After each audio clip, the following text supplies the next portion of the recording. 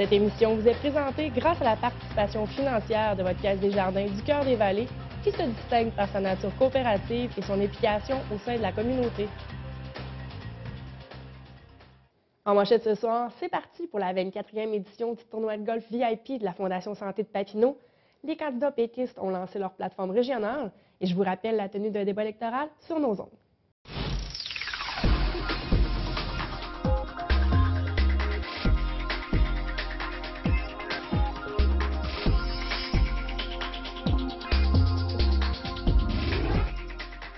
Bonsoir, mon nom est Josiane Hardy et bienvenue à cette édition d'Infomark du mardi 25 mars 2014.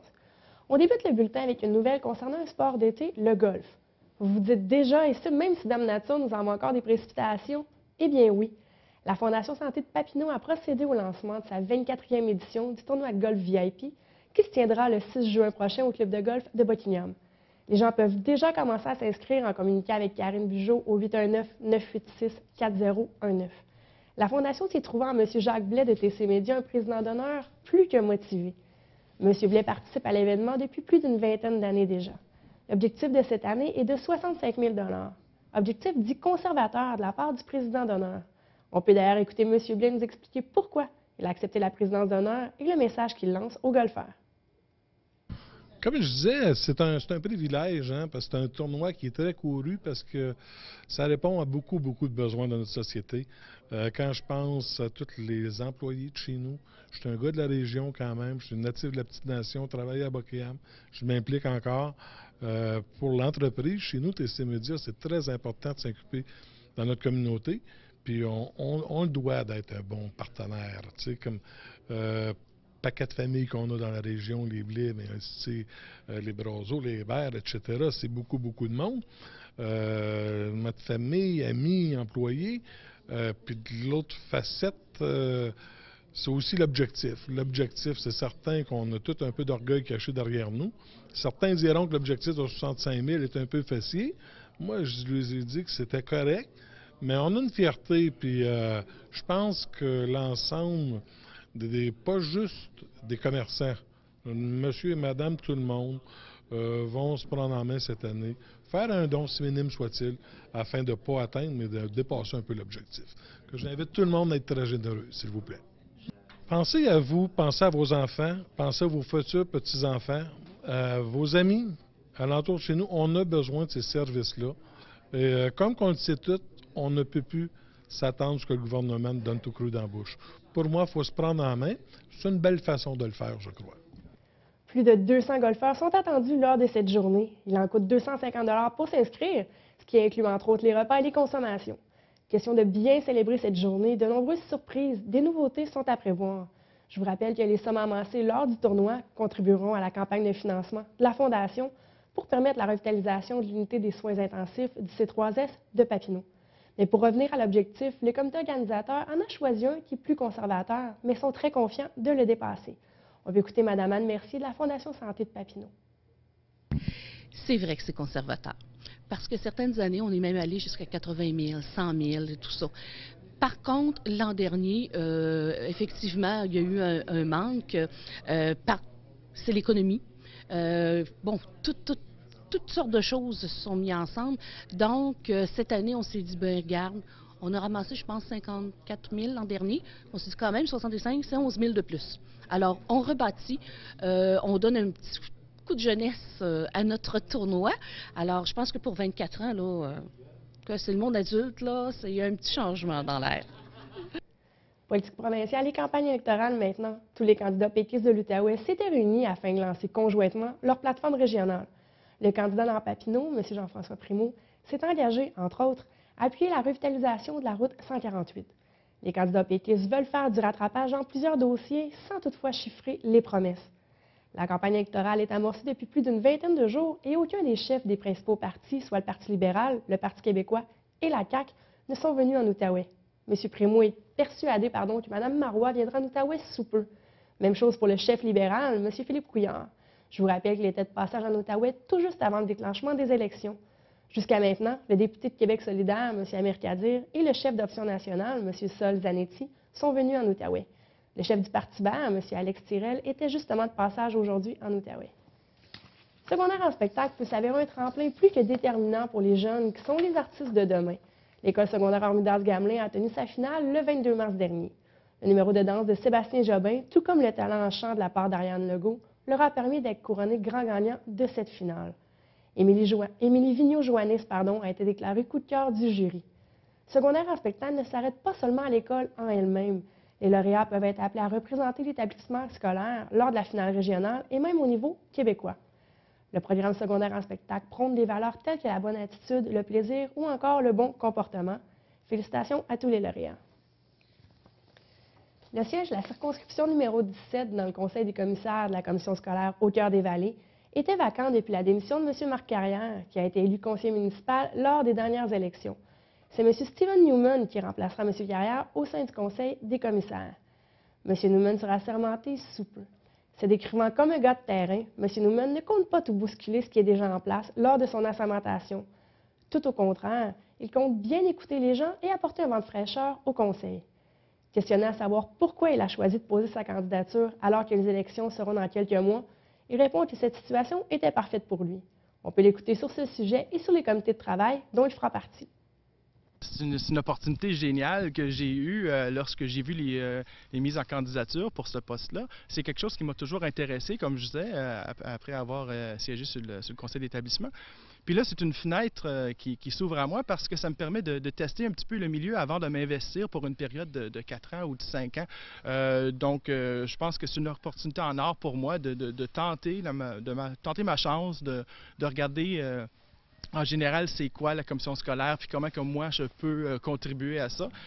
Puis après ça, rendu aux élections, bien là j'ai le choix de dire est-ce que j'ai vraiment aimé mon expérience, est-ce que je me lance dans l'aventure pour un autre 4 ans, donc c'est parfait. Les comités de travail, c'est moi qui les décide.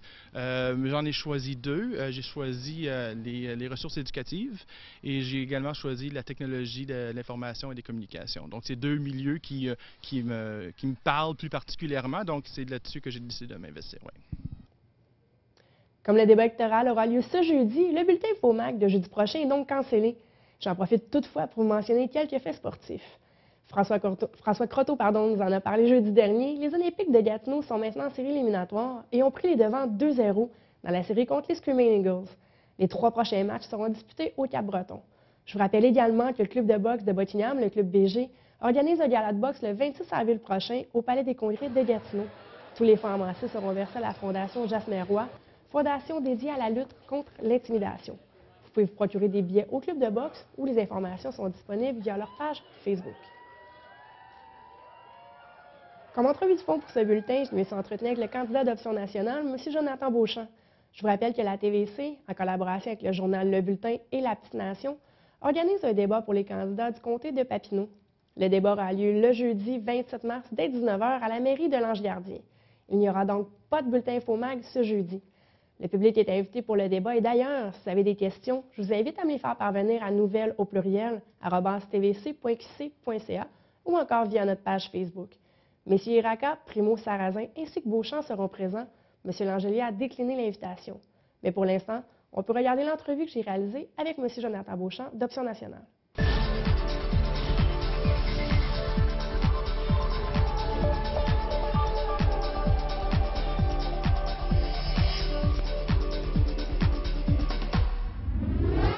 On est maintenant avec M. Jonathan Beauchamp d'Option nationale. M. Beauchamp, bonsoir. Bonsoir. Pour ceux qui ne seraient pas familiers avec vous, dans le fond, ceux qui ne vous connaissent pas, parlez-moi un peu de vous. Donc, Jonathan Beauchamp, je suis natif de la Petite Nation. J'ai grandi à Saint-André-Avelin et puis maintenant j'habite à Ripon. J'étudie en sciences politiques, je me dirige vers la maîtrise en développement régional. Et puis, premièrement, je suis agent de développement jeunesse pour la Table Jeunesse Papineau, qui est un organisme communautaire, citoyen impliqué, qui croit beaucoup en la participation citoyenne. Donc, c'est un peu ça, Jonathan Beauchamp. Ouais. Vous militez avec Option nationale depuis combien de temps? Depuis la fondation. Donc, j'ai aussi milité pour le PQ jadis. J'ai quitté le PQ en 2011, en même temps que la vague de démission, lorsque Jean-Martin San a quitté, Pierre Curze a quitté, Lisette Lapointe et compagnie. Ça m'a un peu remis en question. Et puis, par la suite, j'ai suivi Jean-Martin Hossan, j'ai suivi ses idées. Il a fait la tournée des cégeps, des universités. Je suis allé le voir, je suis allé le rencontrer. Lorsqu'il a créé le parti, j'ai décidé d'embarquer dans l'aventure. Et c'est depuis ce temps-là que je milite pour Option nationale. Votre deuxième campagne électorale. Deuxième campagne électorale, effectivement. On va rentrer dans le vif du sujet, en santé. L'urgence de Saint-André-Avelin opère comme une urgence sans avoir le titre officiel, dans le fond. Comment on règle la situation, selon vous? C'est sûr, à Option nationale, on n'a pas la formule magique, parce que s'il existerait une formule magique, on l'appliquerait déjà. Si on n'est pas contre la vertu non plus, c'est sûr que l'urgence de Saint-André doit être revue, son statut doit être revu également. Il y a beaucoup de jeunesse qui s'installe dans la destination. Moi, j'habite à Ripon, puis je le vois. Donc, les maisons se vendent soit des jeunes, donc des jeunes familles qui s'installent dans la destination. Donc, il faut vraiment revoir les heures d'ouverture, mais revoir aussi son mandat, je pense, personnellement. Et puis, nous, chez Option nationale, on propose surtout des mesures très concrètes qui visent à rendre les urgences plus, avec moins d'attentes et plus accessibles aussi aux gens. Donc, je prends l'exemple de l'informatisation du système de santé. C'est quelque chose qu'on propose qui va accélérer le service et qui va faire en sorte qu'il va y avoir aussi moins d'attentes. On propose aussi, par exemple, d'élargir le rôle des professionnels infirmiers et infirmières en santé et le rôle aussi des pharmaciens. Donc, ce que ça va faire en sorte, c'est que les services de première ligne vont être plus rapides. Donc, on veut élargir le rôle, on veut élargir le pouvoir des infirmiers et des infirmières pour que quand les gens, par exemple, arrivent au tri, pour que les infirmières puissent avoir le droit, par exemple, de prescrire des médicaments. Même chose avec les pharmaciens. Lorsqu'on voit qu'un enfant, par exemple, fait 3 otites par année, le pharmacien, on pense qu'il devrait être en droit de pouvoir redonner une ordonnance pharmaceutique à l'enfant, aux parents, sans nécessairement attendre 12 heures à l'urgence. Donc, c'est des petites mesures, mais qui font en sorte que le système va être beaucoup plus efficace. Un peu comme les super infirmières, puis on peut dire les super pharmaciens, là, Exactement. dans la même veine. Exactement, mais nous, on voudrait élargir ça à tous les infirmiers et les infirmières, surtout pour les services de première ligne, parce que attendre 12 heures pour un enfant qui a une otite, quand il y en a à une fréquence régulière, c'est pas normal. C'est des petites choses comme ça qui vont faire en sorte que le système de santé va être amélioré. Parfait, on reste en santé. Transfert des lits de l'hôpital vers les CHSLD. Le dossier est sur les tablettes depuis de nombreuses années. Jonathan Beauchamp règle ça comment? Encore une fois, par des petites mesures, nous, chez Option nationale, on aime beaucoup ramener la question de la santé à la question de l'indépendance. Vous allez me dire en quoi c'est relié, mais je vous explique. Nous, on pense que la question de l'indépendance transcende toutes les questions de la santé, l'éducation, l'environnement. En rapatriant donc, le 50 milliards qu'on envoie à Ottawa chaque année, nous, on pense que les Québécois pourront faire des choix qui sont plus axés vers leurs valeurs et vers ce qu'ils ont besoin en fait. Donc nous, en rapatriant cet argent-là, on peut par exemple l'investir en santé, l'investir en éducation. C'est plus de 50 milliards qu'on envoie à Ottawa chaque année. Donc la santé pourra en bénéficier. Pour ce qui est des lits, évidemment, on veut plus de place dans les urgences. Les gens qui attendent dans les corridors, c'est inacceptable. On le voit beaucoup de plus en plus. Les heures aussi, si on regarde juste les hôpitaux de Buckingham, même Gatineau, l'attente est toujours de plus en plus longue. Donc c'est sur le contexte frontalier aussi qui explique ça. Mais donc, c'est sûr qu'on n'a pas la réponse magique. Comme on dit souvent qu'on n'a pas la baguette magique. On aimerait promettre un médecin de famille à chaque Québécois au Québec, mais c'est par des petites choses, je crois qu'on va y arriver. Vous avez mentionné tout à l'heure que vous travaillez dans un organisme communautaire. Il y en a beaucoup d'organismes dans le secteur. Plusieurs, par exemple, croulent sur la paperasse lorsqu'il vient le temps de demander des subventions. Vous avez les 2 pieds dans un organisme. Qu'est-ce qu'on peut faire concrètement pour les aider? Oui, pour travailler, puisque je travaille dans un organisme communautaire, je comprends vraiment leur réalité. Et puis, les organismes communautaires, nous, on a la chance au Québec de faire la promotion des organismes communautaires. Les organismes sont très ancrés dans leur milieu. Moi, par exemple, à la table jeunesse, je suis coordonnateur de la table jeunesse à Gatineau, mais je suis également administrateur dans Papineau, donc dans la circonscription ici. Et puis, ces organismes communautaires-là sont vraiment essentiels à la vitalité des communautés. Moi, non seulement, comme je dis, je travaille, mais je suis impliqué dans des organismes communautaires qui sont les Chevaliers de Colomb, par exemple, ou les tables jeunesse, ou les Carrefours jeunesse emploi. C'est sûr que nous, un gouvernement d'Option nationale voudrait assurer la pérennité de ces organismes-là. Sont très importants pour le développement des communautés. Et puis, que ce soit un appui financier, même un appui moral. Les appuis, ça l'aide toujours. Et puis, je suis vraiment conscient de l'importance de ces organismes-là. Vous dites un appui moral, un appui financier. Est-ce que ça serait d'injecter X montant pour réduire la paperasse ou d'augmenter les effectifs? Comment qu'on règle tout, là? Mais souvent, les organismes communautaires, moi, je pense que ça passe par l'explication de l'importance de la participation citoyenne. Si je prends un exemple très banal, moi, je suis sur l'exécutif des Chevaliers de Colomb dans mon comté. C'est un organisme qui est très vieillissant. Les jeunes, ils ne s'impliquent pas dans l'organisme. Donc, ça passe par les écoles. Donc, expliquer l'importance de la participation citoyenne, d'être un citoyen engagé dans sa communauté, que ce soit au niveau politique, comme moi, par exemple, ou même au niveau communautaire, d'être bénévole. Je pense que c'est par là que ça passe. Puis pour ce qui est de la paperasse et puis tout ça, des fois, c'est un mal nécessaire. Moi, je le comprends de par la table jeunesse. Des fois, je dois appliquer pour des subventions, beaucoup de paperasse, effectivement. Ce serait peut-être d'alléger ça pour permettre à ces organismes-là de peut-être pouvoir faire des subventions, demander des subventions sans nécessairement avoir autant de papiers à remplir, mais des fois, c'est un mal nécessaire. Ouais. On change de sujet. Le transport en commun. À Buckingham, ici, le Rapibus, le fameux célèbre Rapibus maintenant, le prolongement devrait être effectué sous peu. Plusieurs personnes se rendent compte comment on règle le problème de transport en commun pour l'Est de la ville. Nous, au gouvernement d'Option nationale, ce qu'on voudrait faire, c'est financer massivement l'électrification des transports partout au Québec, que ce soit au niveau individuel ou collectif. Je pense que ça va faire en sorte qu'on va assurer en quelque sorte notre sortie du pétrole. Donc, de plus en plus, l'énergie verte, c'est une énergie qui est très à la mode et très environnementale. Donc, financement massif de l'électrification des transports collectifs et individuels, on passe par là. Mais chez nous, chez Option nationale, on a appelé un projet qui s'appelle le projet Trans-Québec. Donc, j'invite les gens à aller voir sur Internet Trans-Québec. Sur Google, vous tapez ça, vous allez voir. Et ça, c'est un projet vraiment ambitieux. C'est un projet, souvent on dit qu'on n'a plus de projet de société au Québec. Ça, c'en est un projet de société qui pourrait emballer les Québécois. Le projet Trans-Québec, c'est une technologie québécoise. C'est un monorail suspendu qui relierait l'entièreté des régions du Québec. Et puis ça, c'est super intéressant. Par exemple, on pourrait relier Montréal et Gatineau. Ça prendra environ 50 minutes. Donc, c'est un projet qui existe déjà. C'est une technologie québécoise créée par des ingénieurs québécois qui roulerait avec de l'énergie québécoise. Donc, c'est le genre de projet, nous, qu'on aime mettre de l'avant. Maintenant, pour ce qui est de Gatineau, il faut clairement desservir le côté est de Gatineau pour ce qui est de Buckingham et puis Masson. Surtout, il y a beaucoup de gens de la petite nation aussi qui travaillent en ville et puis il y a déjà eu des initiatives de covoiturage, d'autobus. Malheureusement, ça tombe à l'eau. Il faut clairement desservir l'Est pour pouvoir permettre aux gens qui s'installent de plus en plus dans la petite nation ou en banlieue de pouvoir aller travailler de façon efficace, sécuritaire et à moindre coût aussi. Environ 30 secondes, la plus grande préoccupation des gens, vous avez rencontré des gens, la plus grande préoccupation, qu'est-ce qui ressort pour Papineau? Dans Papineau, lorsque je rencontre les gens, c'est sûr qu'on parle beaucoup de l'état de l'urgence à Saint-André-Avelin. On parle aussi, nous, on fait la campagne sur l'indépendance, donc on démontre aux gens en quoi l'indépendance, ça pourrait être pertinent pour eux. Donc, on dit l'indépendance, c'est quelque chose qui transcende toutes les autres questions. On démontre qu'en rapatriant justement notre 50 milliards, on pourrait faire des choix qui seraient plus éclairés pour nous, qui iraient plus dans le sens de nos valeurs. Et c'est là-dessus qu'on va faire campagne chez Option nationale. Qu'est-ce que vous aimeriez dire aux gens qui nous écouteraient, qui seraient indécis, ils ne sont pas trop certains? Vous êtes quand même jeunes. Qu'est-ce que vous aimeriez leur dire pour les inciter à voter? Ouais, souvent, on dit que les jeunes ne s'intéressent pas à la chose politique. Je suis l'exemple, je pense que les jeunes y croient. Les jeunes veulent s'impliquer. J'invite simplement les gens à aller voter. C'est important, c'est un devoir de citoyen. Peu importe pour qui vous votez, c'est important d'aller voter sous les jeunes. Nous, on va faire beaucoup appel aux jeunes pendant la campagne pour qu'ils se déplacent pour qu'ils aillent voter. Et puis, si vous me rencontrez sur le terrain, vous pourrez me poser des questions, ça me fera plaisir d'y répondre. Excellent, M. Beauchamp, merci beaucoup. Merci.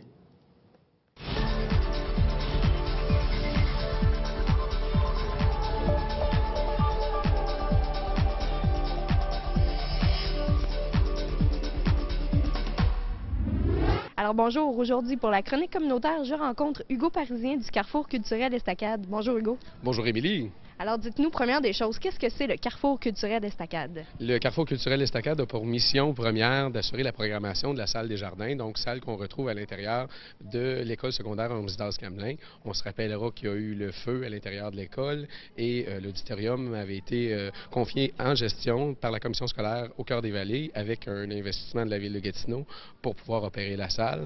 Donc, c'est de mettre à disposition de la culture, de la relève des gens d'ici, un lieu de diffusion pour leur permettre de présenter leur production.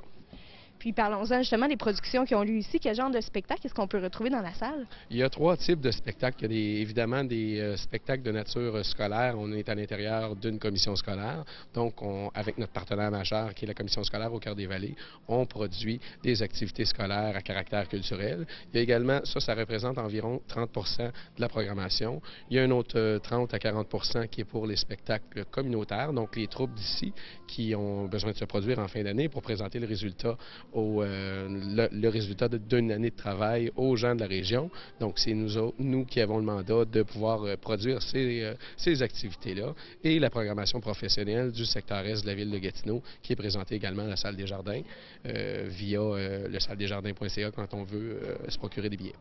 Puis quelque chose que je trouve très beau dans cette organisation-là, c'est que les jeunes de l'école secondaire sont beaucoup impliqués dans les spectacles. Il y a des jeunes de l'école secondaire Résidence-Gamelin, il y a un partenariat avec Mado Jeunes. Bref, c'est les jeunes d'ici qui travaillent dans un contexte d'économie sociale à alimenter les postes qu'on retrouve dans un lieu de diffusion habituellement. Les placiers, la technique de scène, etc., les machinistes. On fait appel à l'utilisation de ces jeunes-là à ce bassin de ressources-là. Donc, il y a également une formation qui est offerte par le directeur technique ici pour pouvoir former les jeunes sur la relève, question de relève pour la technique de scène, donc machiniste sur la scène et ce qui en découle. Là. C'est un très beau mandat, tout ça. Mais il y a aussi, c'est beaucoup plus large ce que fait le Carrefour culturel. Il y a l'animation sous le pont Brady, puis il y a la petite folie angeloise maintenant. Effectivement, le Carrefour culturel étend son mandat de par sa mission générale, c'est d'assouvir une soif culturelle dans le secteur est de la ville de Gatineau et par le territoire desservi. On se rappelle que le territoire desservi par le Carrefour est le territoire total de la commission scolaire au Cœur des Vallées et l'Ange Gardien, qui est un fier partenaire du Carrefour culturel Estacade. On produit exactement, comme vous l'avez dit, les petites folies du pont Brady, les petites folies angéloises et plusieurs autres activités. Un été chaud à Gatineau, dans le secteur est de la ville de Gatineau, c'est le Carrefour culturel qui produit, de même qu'Écran de Lune.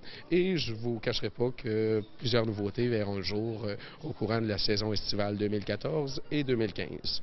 Alors, des petites surprises qui nous attendent. Effectivement, et je ne peux pas trop en parler, mais il y a des partenariats, les gens nous font confiance et c'est ce qui est le plus important à savoir. Donc, les gens veulent la culture, ont une soif culturelle à combler et c'est important de les écouter. Bref, ce qui est important, c'est que ça émane toujours d'un besoin du milieu. C'est la population qui a voulu prendre en charge la culture dans le secteur est de la ville de Gatineau et c'est de cette façon-là qu'on le voit. Le conseil d'administration est très à l'écoute des besoins culturels du milieu. Bien, merci beaucoup, Hugo, puis félicitations pour tout votre beau travail à la salle. Ça me fait plaisir, je partagerai le message à l'équipe. Alors voilà, c'était Émilie Charon-Pilote en compagnie d'Hugo Parisien pour la chronique communautaire.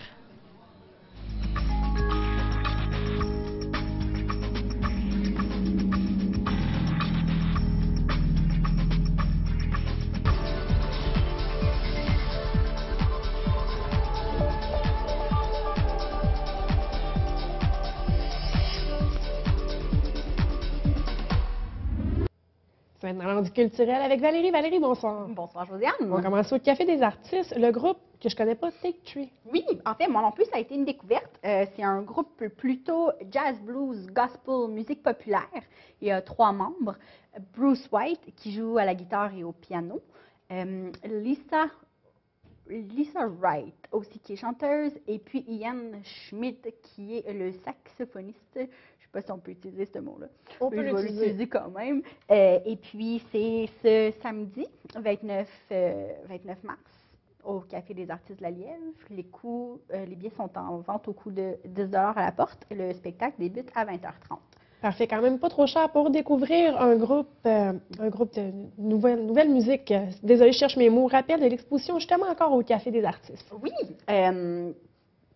Madame Plouffe, Annette Plouffe, qui est en exposition présentement.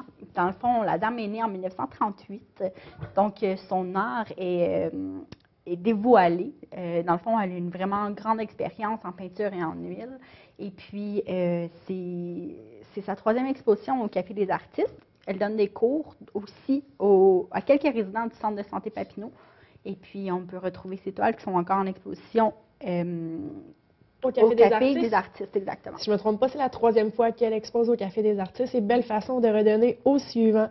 Oui. Et là, Abraska la Flèche, je te laisse nous en parler. Ben oui, comme à chaque semaine, quand je viens, dans le fond, pas à chaque semaine, mais aux 2 semaines, j'ai des chroniques sur quoi faire en Outaouais. On a Abraska la Flèche qui est ouvert à l'année longue.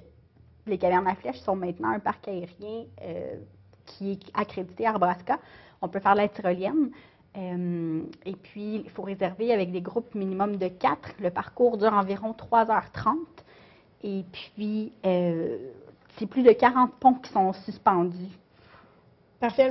Le culturel, dans le fond, c'est de faire des activités en plein air, être capable de profiter du beau temps et de Dame Nature qui vont nous donner un petit répit très prochainement. On espère. Et là, Parc Oméga, mon Dieu que j'aime ça aller là avec les petits chevreuils qui viennent dans nos autos. Oui, d'ailleurs, pour les amateurs de raquettes, on peut faire le sentier de raquettes au Parc Oméga parmi les serres de Virginie. Pour les gens qui sont moins profil extérieur, comme ça, on peut toujours faire le 12 km de trajet en voiture parmi les wapitis et les autres animaux.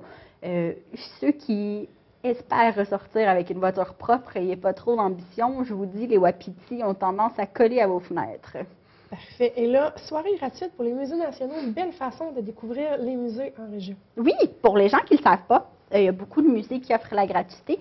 Dans le fond, le trio qui est Musée de la nature, Musée de l'agriculture, Musée de l'aviation et puis le Musée des sciences et technologies du Canada sont ouverts à tous les jours, du lundi au vendredi, gratuitement pendant la période de 16h à 17h. Donc, on vous offre 1 heure gratuitement pour visiter le musée. Donc, s'il y a juste une exposition qui vous intéresse, profitez-en, allez-y le plus souvent possible, mais profitez de cette heure gratuite-là. Musée des civilisations, anciennement Musée des civilisations, maintenant Musée canadien de l'histoire, Musée canadien de la guerre, sont ouverts les jeudis soirs de 16h à 20h. Et puis, on a le Musée de la nature et le Musée des beaux-arts du Canada qui sont ouverts aussi les jeudis soirs gratuitement de 17h à 20h. Belle façon de faire découvrir les musées pour les plus petits et aussi les grands enfants qui ne seraient pas aptes à aller au musée si c'était, mon Dieu, mais si je lirais, si c'était pas gratuit. Bref, retour sur le Festival du film de l'Outaouais, franc succès encore cette année. Franc succès encore cette année, effectivement. La clôture avait lieu vendredi dernier au Musée canadien de l'histoire. On a encore cette année nommé des gagnants. Le Festival du film a, dans le fond, remporté haut la main le prix du public Télé-Québec. C'est le film Les garçons et Guillaume à la table, qui est un film français. Le jury pour le prix de la critique a décerné à Wajda, de la réalisatrice saoudienne Haifa El-Mansour. Le prix du jury, quant à lui, a été attribué à Tom à la ferme, qui est un film de Xavier Dolan. Et puis, finalement, Au nom du fils, le film belge qui a reçu le prix étudiant, qui a été décerné pour la première fois cette année. Parfait, non, c'est maintenant, c'est tout le temps qu'on a pour le culturel. Je vous en parlais il y a quelques semaines, il y avait une interdiction des visites au 3e étage, la section courte durée, à l'hôpital de Papineau. Donc, communiqué de dernière minute, de dernière heure, le C3I de Papineau va informer la population que l'interdiction des visites suite à la propagation d'un agent infectieux est maintenant levée. Donc, les mesures qui étaient mises en place pour éviter les visites, pour éviter la propagation du virus, tout est maintenant sous contrôle. La population peut de nouveau rendre visite aux patients hospitalisés au 3e étage comme d'habitude et sont invités à respecter les heures de visite qui sont en vigueur à l'hôpital. Les heures de visite sont permises entre 14 et 20 heures. Donc, le secteur d'hébergement fait exception puisqu'il s'agit d'un milieu de vie pour les résidents. Donc, les visites sont permises en dehors des heures régulières. Et je tiens à vous mentionner que jeudi, il n'y a pas de bulletin InfoMag dû au débat électoral qui va être diffusé sur nos ondes environ 13 fois. Donc, si vous avez des questions, l'écrire à nouvelle au pluriel @tvc.qc.ca. Nous, on se voit jeudi ou sinon, on se dit à mardi prochain. Passez une bonne soirée.